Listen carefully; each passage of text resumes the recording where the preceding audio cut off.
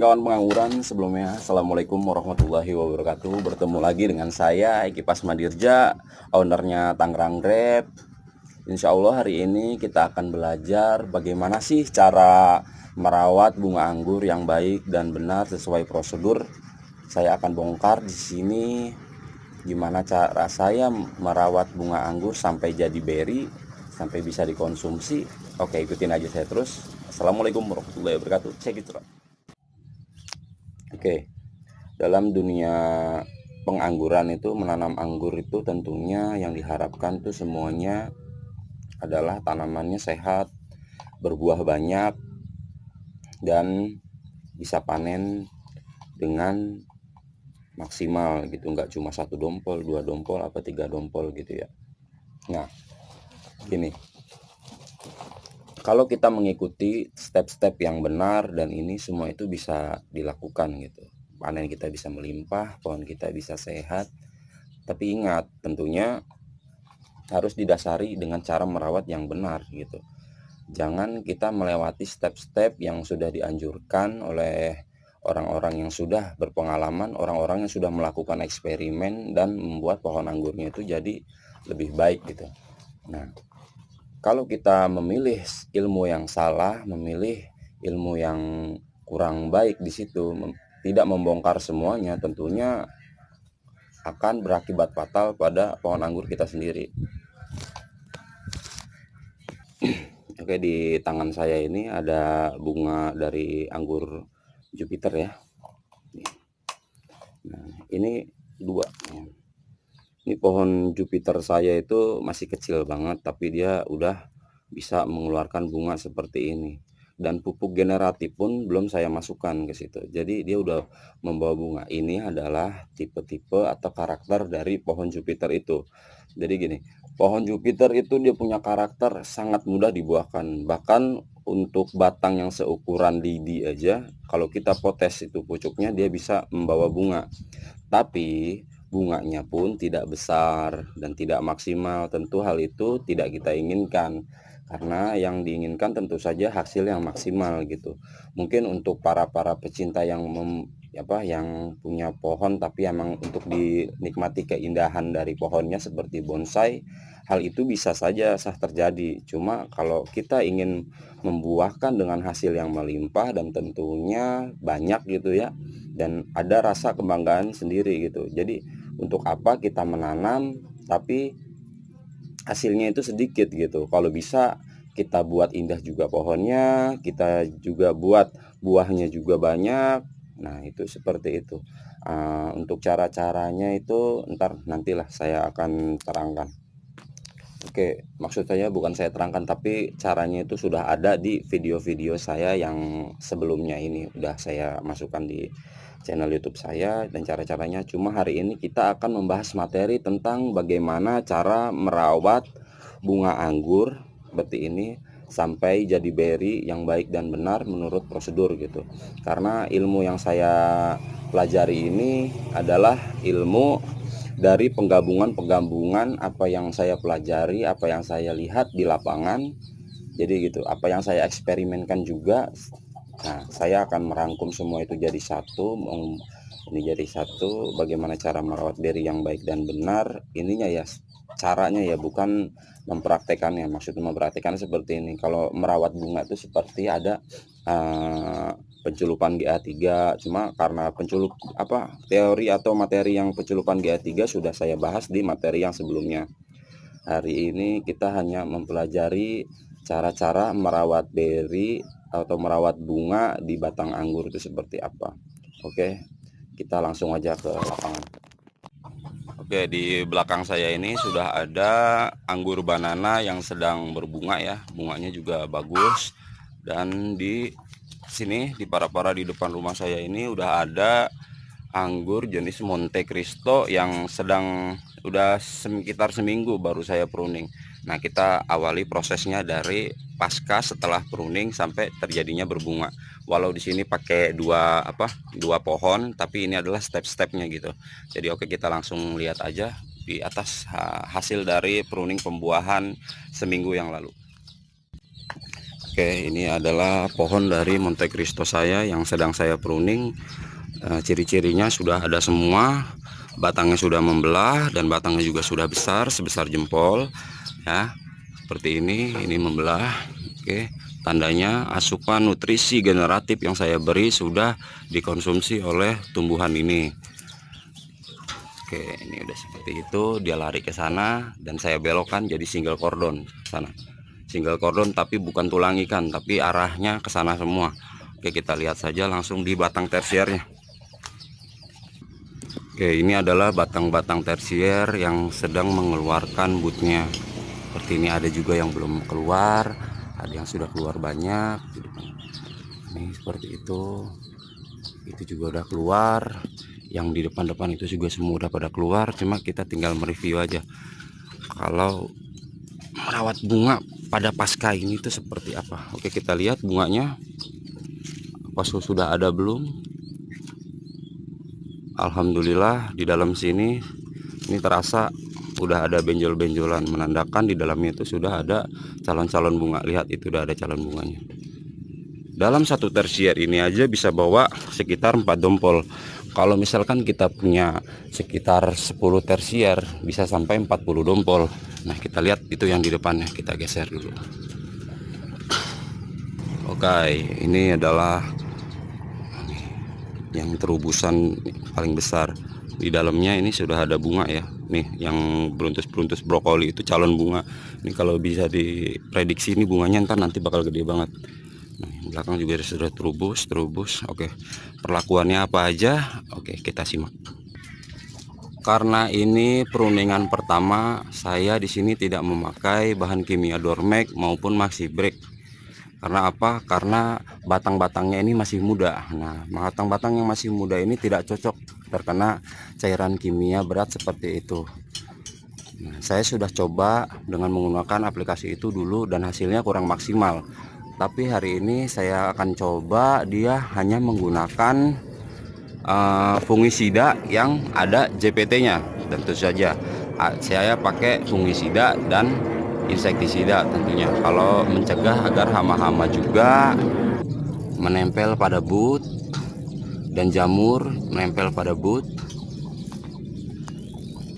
Jadi saya lakukan itu 3 hari sekali setiap pagi dan sehabis hujan.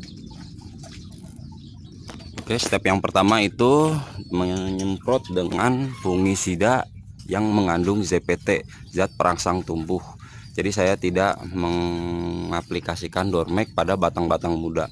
Kalau misalkan nanti ini selesai berbuah, contohnya seperti ini, di pohon yang ini. Kalau misalkan nanti Monte Cristo saya ini udah semuanya udah mateng, saya akan melakukan pruning, menyisakan 2 mata bud di pangkal sana ya, di pangkal ini kan 2 mata bud, dan saya kasih Dormek. Nah, itu dia Dormek itu karena ini batangnya ini sudah tua dan sulit untuk menumbuhkan bud. Nah, makanya kita kasih Dormek. Nah, kita kasih Dormek di budnya ini, baru dia bisa menumbuhkan bud secara sempurna seperti itu. Dan mengulangi ke foundation pruning. Apabila kita potong seperti ini nanti bau bunga, harus kita buang ya. Soalnya ini habis membuahkan, kita harus isi tabung nutrisi dulu. Ini tabung nutrisinya atau batang sekunder dan batang premier. Supaya apa? Supaya kambium-kambium yang ada di dalam ini terisi kembali dan bisa kita buahkan. Oke, yang tadi itu hanya tips-tips yang tidak bersangkutan dengan bunga ya. Kita lanjut lagi kepada bunga. Setelah ini tentunya dia akan mengeluarkan bunga. Apa yang harus kita lakukan gitu ya. Oke, apa yang harus kita lakukan? Kita lihat di anggur banana saya yang sudah berbunga. Oke, tentunya ini adalah anggur banana yang sudah menerapkan aturan atau cara membuahkan dengan LC break ya, dengan pupuk generatif juga. Inilah bukti dari hasil teori saya seperti ini. Bunganya alhamdulillah. Di sini ada 7 tersier.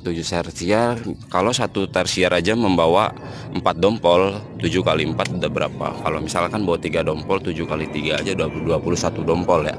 Ini di cabang tersier yang pertama, kita lihat di tunas airnya itu dia membawa 2 dompol dan itu nggak kecil. Nah, untuk ukuran banana itu bunga yang cukup besar. Nah, Dan di depannya juga di sini dia membawa bunga. Nah, nih. Oke, anggur banana ini dia itu pembuahannya ada di long spur ya. Maksudnya long spur seperti ini. Kita pruning pembuahannya ada di panjang. Ini bukan potes pucuk, tapi saya membuahkan di long spur ya. Di long spur ini saya membuahkan di sekitar sebentar saya hitung dulu. Oke, ada di 25 but ya. Tapi di tunas airnya juga dia bawa bunga banyak gitu. Karena potes axle break di tunas air, dia tumbuh lagi, saya potes lagi, dia langsung bawa bunga 2 gitu. Dan di ujung pun bunganya tuh gede ya, nggak kecil ini. Untuk ukuran banana ini bunga gede seperti ini. Oke, gimana cara merawat bunga yang baik dan benar kalau sudah terjadi seperti ini, sudah berbunga seperti ini? Oh, mungkin kawan-kawan mau ngeliat juga ya yang lainnya di tersier yang lainnya. Oke, ini tersier yang pertama. Untuk tersier yang kedua di sini, ini batangnya dia membawa klaster bunga ya. Bunganya memang keluarnya seperti ini, tapi nanti dia akan seperti ini karena dulu juga dia seperti itu. Nah, kita lihat yang di ujungnya yang pas saya potes, nah dia nggak keluar bunga, tapi ketika saya potes ini tunas air kemungkinan nanti ntar membawa bunga. Kalau nggak bawa bunga, kita potes lagi ntar di situ sampai dia membawa bunga, tapi yang belakang sudah bawa bunga aman. Saya sinyalir ini yang ini bawa sekitar 4 dompol juga ya. Ini juga bawa nih di tunas airnya di tersier yang kedua. Yang ini tunas air juga, dia bawa bunga juga. Nah seperti itu. Nah, kita potes terus sampai dia bawa bunga. Kalau udah bawa bunga ya jadinya seperti ini di ujung. Nah, ini untuk tersier yang ketiga ya. Ketiga ini dilari ke sini, dia langsung bawa 2 bunga di 2 cabang. Ini bunganya, ini bunganya. Nah, di tunas airnya belum menampakkan bunga, tapi nantinya juga akan membawa bunga. Nah, ada nih tunas airnya, tapi belum, masih jauh itu. Nah, untuk tersier yang keempat, kelima, keenam, dan 7 sudah nggak diragukan lagi ya. Untuk 1 sampai 2, 3 aja bunganya udah banyak. Nah, ini contoh aja deh tuh, jadi nggak usah saya ini satu-satu. Itu bunganya, itu bunganya, dan itu semua adalah satu pohon anggur banana. Oke, dari jejak riwayat itu setelah dia keluar bunga dari but sini ya, setelah dia keluar dari but dari sini, ini ujungnya saya potes, ujung ini saya potes. Fungsinya apa? Bukan untuk mengeluarkan bunga lagi, tapi untuk mempercepat terjadinya penyerbukan maupun pertumbuhan bunga ini. Nah, ketika ini saya potes, otomatis nutrisi akan berpusat pada but yang di sini, yang ini but yang sedang seprut ini, dan bunga gitu. Jadi bunga itu cepat berkembangnya, dia cepat melakukan pemekaran dan terisi nutrisi secara penuh gitu. Nah, setelah dipotes ini dibiarkan. Kalau dia bawa bunga satu lagi ya syukur alhamdulillah, kalau tidak ya nggak apa-apa. Kita teruskan pertumbuhannya sampai 15 daun. Kalau pertumbuhan yang di sini sudah panjang sampai 15 daun, kita potes lagi ujungnya. Fungsinya untuk apa? Itulah axle break untuk pasca terjadinya pembuahan. Supaya apa? Supaya nutrisinya berfokus pada pengisian beri. Nah, kita axle break mulu tuh, udah 15 daun itu kita axle break terus. Itu tunas air disisain 1 daun, tunas air sisain 1 daun, ujungnya kita potes ya. Kalaupun bawa bunga, kalau bisa dibuang ya. Jadi kita ini adalah teknik untuk membuahkan serentak ya, bukan untuk membuahkan berkelanjutan. Karena apa? Karena kasihan sama pohonnya. Pohonnya akan dituntut terus untuk mencari nutrisi untuk membuahkan terus gitu ya. Kasihan pohonnya, ntar untuk pembuahan yang selanjutnya dia akan sakit, akan susah untuk kembali ke normal. Nah, kalau misalkan ini udah matang ya paling minimal lah. Kalau ini udah 1, ntar kalau kita potes pucuk lagi yang nongol dari sini ada 2 gitu kan, udah cukup. Jangan sampai 3, sampai 4, sampai 5 kalau bisa, karena kasihan pohonnya gitu ya. Oke, semuanya saya lakukan seperti itu, seperti halnya di batang ini. Yang ini sebenarnya tunas air. Tadinya dulunya di sini sudah saya potes. Nah, ini bekas potesannya ini. Nah, dia tumbuhlah tunas airnya di sini. Tumbuh lagi, saya potes lagi. Nah, Dan saya potes lagi sampai potes yang ke 1 2, lihat ini ada batangnya ya, ada bekas riwayatnya. Nah, 1 2 3 kali potes dan dia membawa bunga tuh. Membawa bunga ini saya potes lagi ujungnya supaya apa? Supaya bunga ini dapat berkembang dengan baik, besar gitu ya. Nanti kalau misalkan udah panjang lagi seperti biasa kita potes di 15 daun untuk mempercepat pengisian beri gitu ya. Terus yang bunga-bunga di tunas air dipelihara apa enggak? Ya dipelihara aja dong, kalau dibuang sayang gitu kan. Nah, kenapa dipelihara aja? Karena saya itu teorinya membesarkan batang dulu. Nah, untuk batang sebesar ini, oke kita perjelas. Batang sebesar ini udah cukup untuk mengisi beri. Coba kalau batangnya kecil, bunga tunas air, terus buahnya banyak, kan kasihan pohonnya. Kalau ini kan batangnya besar, kuat gitu untuk mengisi buah yang sebanyak ini. Oke, untuk bunga seperti ini juga ada teori yang namanya pencelupan GA3 ya. Ini sudah saya lakukan pencelupan GA3 yang pertama. Takarannya sudah, dosisnya juga sudah saya jelaskan di video yang sebelumnya. Judulnya itu dosis kalau nggak salah. Tahap-tahapan pemberian GA3 itu di ini saya. Nah, ini udah GA3 pertama. Karena saya banyak kesibukan, nggak sampai kedua, ketiga, dan keempat, ini saya biarkan saja untuk bunga yang pertama. Tapi yang lainnya itu saya sudah berikan, belum saya berikan GA3. Nah, kalau ini udah, ini GA3 pertama ini yang itu bunganya panjang ya. Nah, itu malainya juga pasti panjang. Oke, itu kan untuk tips yang pertama, yaitu ketika dia keluar bunga kita potes ujungnya ini supaya nutrisi fokus untuk pertumbuhan bunga. Nah, itu yang pertama. Oke, yang kedua, jangan sekali-kali ketika sedang berbunga seperti ini kita kasih pupuk itu media tanamnya. Jangan. Karena apa? Yang ditakutkan ketika kita mengasih pupuk itu akan terjadi stres pada tanaman. Apa konsekuensinya kalau kita memberi pupuk, apalagi dosisnya berlebihan ya? Bunganya layu, mati, stres, nggak jadi deh bunganya, berry setnya. Ini kan berry setnya lihat sempurna, hampir semuanya jadi ini. Hampir 98% ini buahnya jadi semua. Itulah kuncinya kalau pengen buahnya jadi banyak, bagus. Nah, ini ntar kita tinggal pusing ini penjarangannya kayak gimana gitu kan. Karena ini berry setnya sempurna. Efek juga dari boron yang saya pakai, efek juga dari tips-tips itu, jangan memberi pupuk pada saat terjadi pembungaan. Itu dia. Itu kan yang berapa? Yang kedua tadi ya. Oke, yang ketiga, jangan semprot insektisida dulu. Itu dia.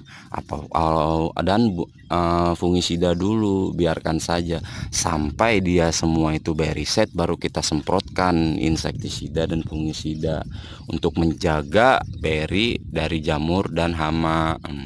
Jadi untuk saat ini kita biarkan dulu. Oke, tipsnya mungkin tipsnya itu aja. Cuma saya ada tips-tips yang lainnya, nggak pakai hitungan angka ya. Misalnya contoh seperti ini, kan kita mau numbuhin bunga nih juga nih dari tunas air nih.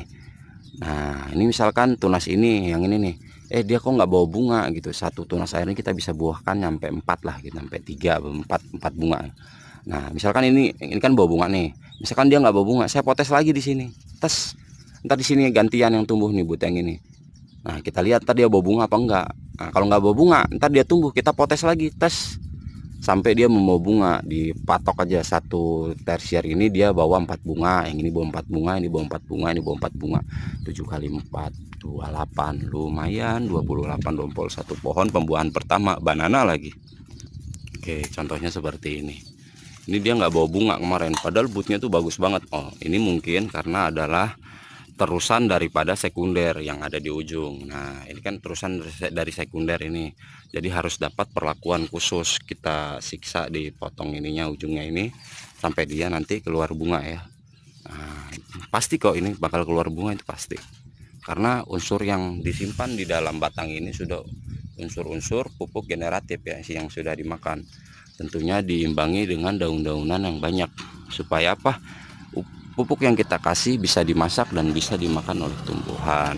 Oke, setelah kita udah saya kasih tips seperti itu, ada pemotesan pucuk seperti itu. Pemotesan pucuk yang setelah berbunga itu tujuannya bukan untuk menghasilkan bunga lagi ya, tapi kalau syukur alhamdulillah kalau ada bunga lagi.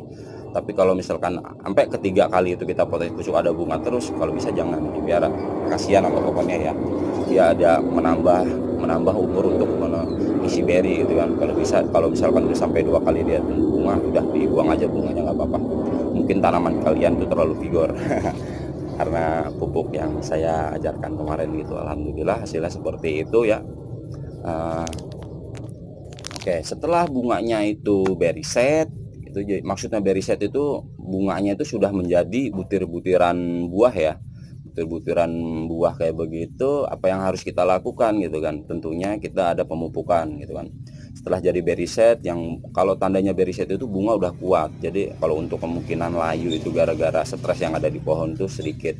Tentunya kita akan memberikan pupuk KNO3 dan kalsium nitrat. Oke, saya akan bahas dari KNO3 dulu. Oke, tentunya kalau KNO3 itu kalium dan nitrat ya, KNO3 gitu kalau nggak salah. Dan kalsium nitrat itu kalsium dan nitrat gitu. Tentunya ketika proses pengisian beri itu kita nggak membutuhkan unsur P, jadi kita nggak pakai NPK ya, kita cuma pakai KNO3 tanpa unsur P dan kalsium nitrat tanpa unsur P, karena unsur P itu dibutuhkan untuk mendongkrak terjadinya pembungaan pada bud itu, bud generatif dan pengisian di bagian batang gitu. Jadi kita nggak masukkan lagi unsur P atau fosfat atau fosfor, itulah kita nggak masukkan. Fungsinya apa KNO3? Fungsinya gitu, selain untuk mengisi beri supaya berinya itu gede juga, nah, supaya pertumbuhannya cepat juga dan rasanya juga manis, itulah fungsi dari KNO3 gitu. Jadi kalau misalnya kita nggak pakai KNO3, pakai pupuk kandang doang juga ya nggak apa-apa. Di situ juga ada unsur N, cuma prosesnya akan lebih lama karena bentuknya itu N-nya natrium, beda dengan KNO3. KNO3 itu bentuk NO-nya itu dia N-nya itu dia lebih kecil. Jadi kalau ada natrium, ada nitrat, nitrat kalau nggak salah. Kalau nggak salah ya, mohon maaf ya karena saya bukan dari lulusan pertanian, cuma saya pernah mendengar ada istilah seperti itu. Nah kalau untuk perbedaannya, kalau natrium kalau nggak salah juga, yang jelas hampir menyerempet gitulah. Kalau natrium itu harus diolah melalui daun, jadi harus terjadinya proses fotosintesis gitu maksudnya itu. Kalau natrium ya kayak di NPK, natrium fosfat kalium. Nah kita bahas yang natrium dulu. Oke, kalau yang di natrium itu kayak NPK, kalau kita lagi pembungaan seperti ini kita kasih pupuk NPK gitu, kita harus ada proses fotosintesis dulu. Setelah itu baru dikonsumsi oleh buah, jadi buahnya bisa besar. Beda dengan KNO3. Kalau KNO3 unsur N-nya itu ketika kita kasih ke akar, dimakan oleh tumbuhan itu, dia akan langsung diserap gitu, tanpa melalui proses yang begitu panjang di fotosintesis, dia langsung bisa dikonsumsi oleh si tumbuhan itu. Jadi kalau ada orang-orang gini, saya cuma pakai air yang ada air dari kolam, dari kotoran-kotoran ikan seperti itu. Emang bisa seperti itu karena apa? Di air kolam itu feses ikan itu atau kotoran ikan itu diurai oleh bakteri yang ada di dalam air, dan kotoran dari bakteri itu ketika feses ikan itu menghasilkan amonia. Nah itu amonia itu dikonsumsi oleh bakteri, merubah amonia jadi nitrat, dan nitrat itu ketika kita siramkan pada tumbuhan itu akan bisa langsung dikonsumsi oleh si tumbuhan gitu. Jadi prinsipnya sama aja, bagus juga pakai itu juga. Kalau mau pakai nitrat secara organik bisa menggunakan seperti itu, tapi dengan catatan kotoran ikan itu sudah fermentasi atau sudah diurai dari bakteri gitu.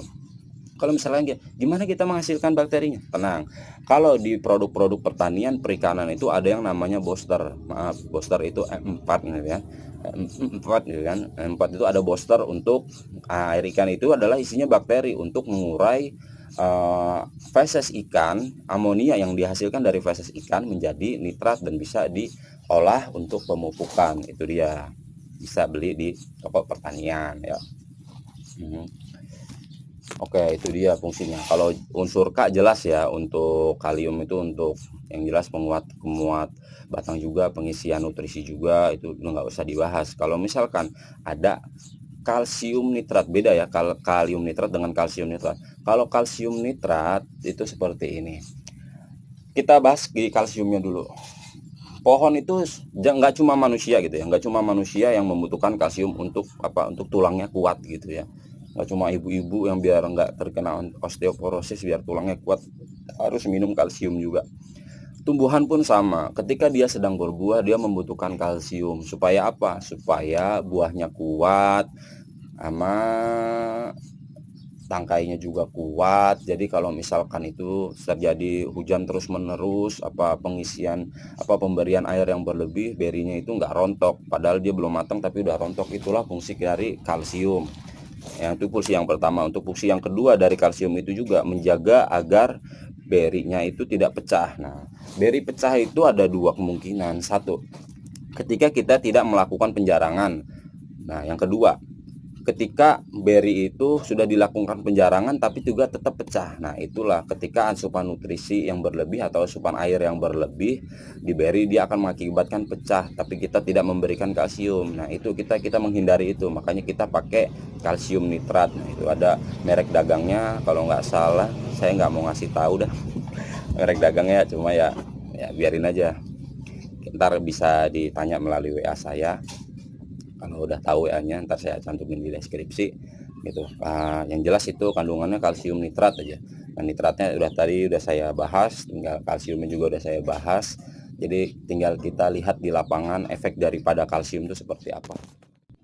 Oke, ini adalah buah beri saya yang jenis jubil, yang saya juga kasih kalsium nitrat. Kita lihat, ini saya tarik satu beri ya, dia sangat kuat. Lihat, saya tarik sampai atas, sampai mana dia elastisitasnya. Nah, lihat, ini ada kali setengah kilo, serius. Nggak kuat, tangan saya nggak kuat malah tuh, ini berat banget. Oke, saya pelintir aja biar putus. Kulitnya kokoh, dia menempel kokoh kuat di sini. Ini dari efek daripada kita pemberian kalsium pada tanaman kita. Nah, jadi untuk kawan-kawan, kalau misalkan beri-berinya pada rontok, mungkin kawan-kawan belum mengaplikasikan pupuk kalsium itu.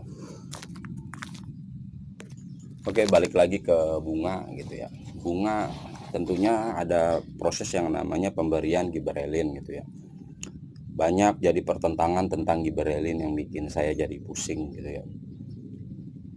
Kalau misalkan emang nggak mau pakai giberelin ya nggak apa-apa. Cuma kalau dipikir munafiknya seperti ini, padi aja itu pakai giberelin, cuma namanya bukan giberelin, dia dibikin jadi JPT, zat perangsang tumbuh.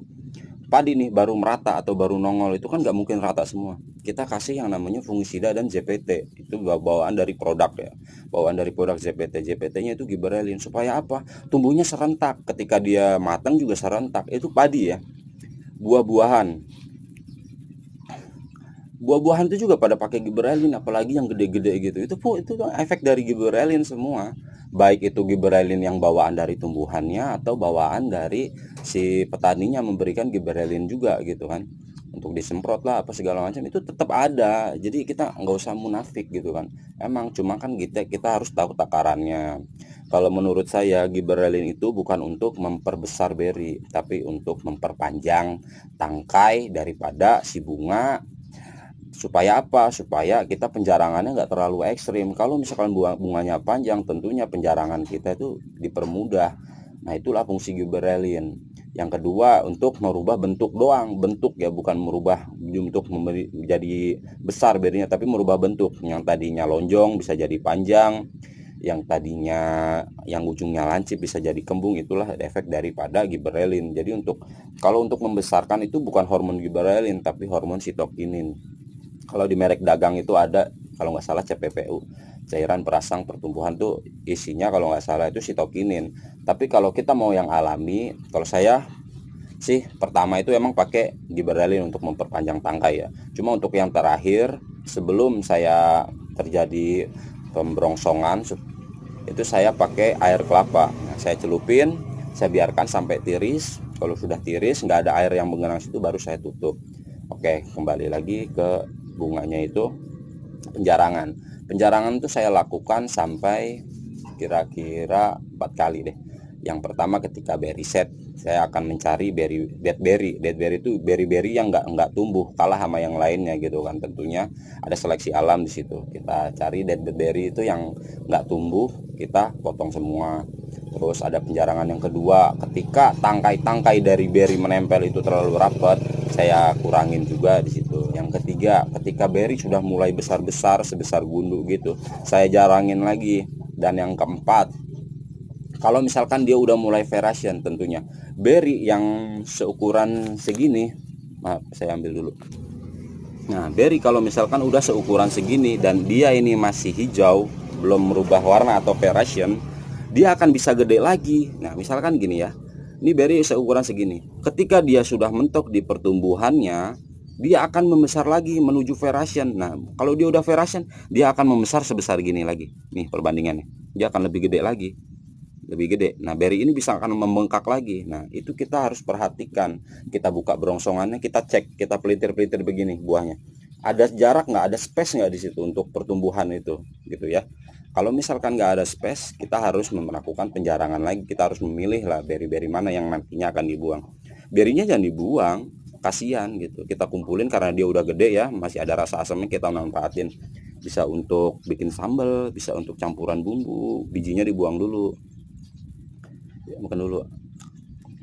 Nah, enak. Udah nggak ada rasa asamnya.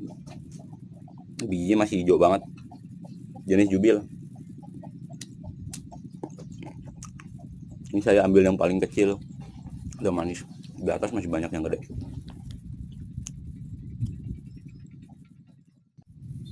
Oke, kalau udah balik ke buah, ke bunga, kita ke buah lagi. Ini kapan sih waktunya berry itu matang gitu kan? Jenis varietas memiliki karakter yang berbeda-beda. Ada yang matangnya sampai 4 bulan, ada yang matang sampai 125 hari. Kalau saya sih nggak melihat ke situ karena saya masih skala hobi. Saya menentukan kematangan itu dari tingkat kemanisan aja sambil icip-icip gitu kan. Kalau misalkan dia udah manis full, udah bijinya warna coklat, berarti sudah bisa dipanen gitu. Jadi kalau misalkan kalau skala kebun gitu ya emang harus ada hitungan waktu. Cuma saya nggak ada hitungan waktu kapan matangnya gitu ya. Penting udah bijinya coklat, rasanya sudah manis full, ya panen aja. Walaupun belum matang full juga, misalkan gini, kita potong gitu ya, kita potong di, oke saya contohin, kita potong seperti ini. Oke, berry ini belum terlalu matang ya, verasinnya masih ada sedikit warna hijau di sini. Tapi nggak apa-apa, kalau misalkan dia matangnya serentak ya kita panen aja nggak apa-apa. Oke, kita potong, krek, dapat. Alhamdulillah.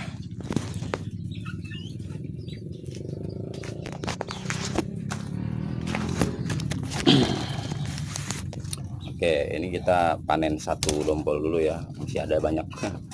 Oke, satu dompol gini, misalkan kita sekap dulu di dalam rumah. Tentunya seperti buah-buah pada umumnya, seperti contohnya pepaya. Ketika dia sudah tua, kita potong, kita sekap dulu di rumah. Ini masih ada rasa asamnya nih, yang masih muda-muda begini. Cicip-cicip lagi ya. Ini saya jujur ya,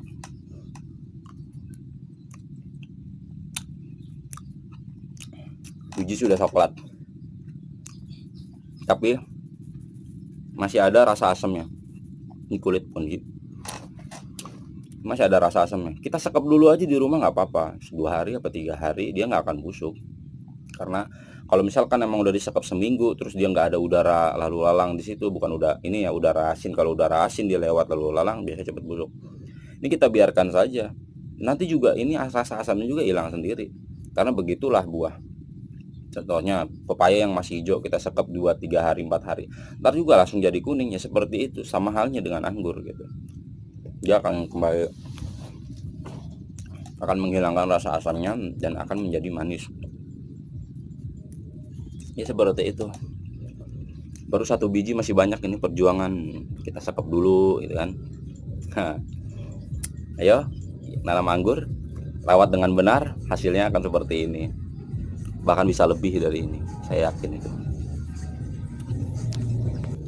Insya Allah ilmu yang saya sebarkan ini adalah hasil eksperimen saya sendiri, nggak ada yang saya tutup-tutupin, nggak ada faktor X di sana yang saya tutup-tutupin. Dari varietas yang genjah maupun yang tidak genjah, alhamdulillah saya sudah pernah membuahkan.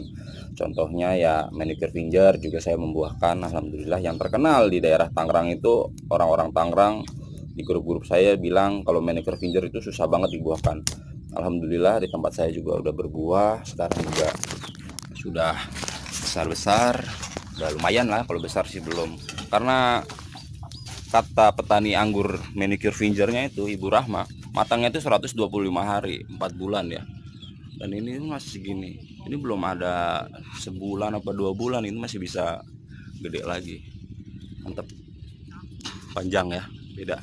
Ini varietas yang lumayan susah juga untuk dibuahkan, harus dengan cara-cara tertentu, dan caranya pun udah saya kasih tahu, mau baik yang genjah mau yang enggak, begitulah caranya.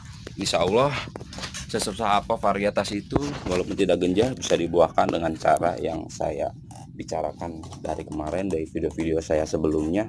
Begitulah caranya.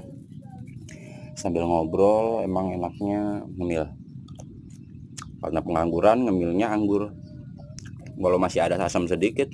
Kalau orang dengan pecinta, suka dengan pecinta rasa kesegaran, pas banget. Baiknya dicuci dulu ya.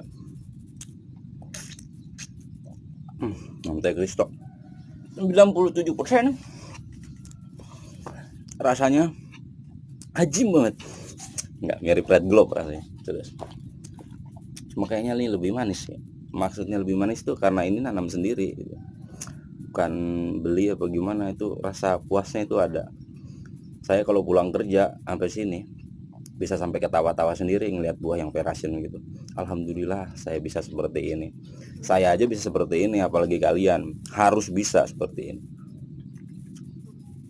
Pengen buahnya bagus, pengen buahnya manis, buahnya banyak, ya wajib belajar, wajib eksperimen. Oke, cukup sekian lah, gitu aja informasi-informasi, materi-materi yang bisa saya sampaikan. Semoga bisa bermanfaat. Kalau misalkan boleh minta tolong ya di subscribe. Insya Allah ilmu ini bermanfaat. Kalau emang berguna untuk orang lain, kita itu berbagi gini, berbagi ilmu yang bermanfaat ke orang lain, insya Allah dapat pahala. Saya juga alhamdulillah dapat pahala, kalian dapat pahala, kan lumayan gitu. Karena apa? Saya tuh pengen anggur di Indonesia itu berbuah banyak dengan cara yang benar dan tepat. Karena jarang-jarang orang bisa public education seperti ini, ngasih tahu ke publik cara-caranya seperti itu. Selalu yang saya lihat di ini tuh ada faktor X yang diumpetin di situ. Nah, cara-cara khususnya. Cuma kalau di sini saya bongkar semua caranya. Ya syukur-syukur alhamdulillah kalian semua bisa mengerti dengan apa saja yang saya sampaikan, detail-detailnya. Kalau emang kurang detail, kurang mengerti apa itu istilah-istilah yang saya utarakan, bisa dihubungin saya lewat WhatsApp saya di 0896 484 198 99. Oke, untuk saat ini sih saya belum bisa jual bibit ya. Oke, cukup sekian gitu aja. Assalamualaikum warahmatullahi wabarakatuh. Karena bokap ada tamu gitu ya, tamu pengen icip-icip, kita ke belakang ada suara-suara gitu kan. Oke, terima kasih. Assalamualaikum warahmatullahi wabarakatuh. Jangan lupa like, komen, dan subscribe. Kalau bisa share aja ilmunya, karena ini ilmu yang bermanfaat. Insya Allah bisa bermanfaat untuk kalian semua. Assalamualaikum warahmatullahi wabarakatuh. Salam pengangguran.